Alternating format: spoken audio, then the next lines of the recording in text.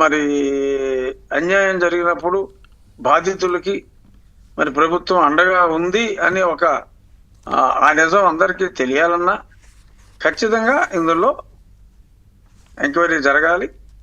ఎవరైతే నిందితులు ఉన్నారో వాళ్ళకి శిక్ష పడాలి అనేది నా కోరిక, పడుతుంది అనేది నా నమ్మకం. ఏటు గారు, ఇప్పుడే ఒక బ్రేకింగ్ న్యూస్ కూడా వచ్చింది. రేపటి ప్రమాణ స్వీకారోత్సవానికి రమ్మని చంద్రబాబు నాయుడు గారు జగన్మోహన్ రెడ్డిని ఆహ్వానించడానికి ట్రై చేస్తే ఫోన్లో ఆయన అందుబాటులోకి రాలేదంట. జగన్మోహన్ రెడ్డి గారు అందుబాటులోకి రాలేదంట. సో ఈ పరిణామాన్ని ఎలా చూస్తారు మీరు? ఆయన రాడండి. ఆయన అసలు అప్పుడు అమరావతి ఓపెనింగ్ పిలిచినా కూడా రాలేదు కదా. అప్పుడు ఎలా వస్తాడు ఆయన? రైట్. అసెంబ్లీకి వస్తాడా రేపు? సమావేశాలు మొదలైన ఖచ్చితంగా రాడు. ఖచ్చితంగా అతను జగన్మోహన్ రెడ్డి గారు అసెంబ్లీకి రాడు.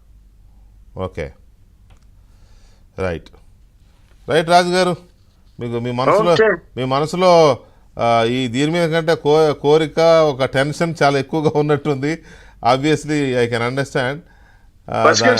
అది ఏ నిమిషం ఆ లిస్టు బయటకు వస్తుందో ఏంటో అనే ఒక ఆదుర్ద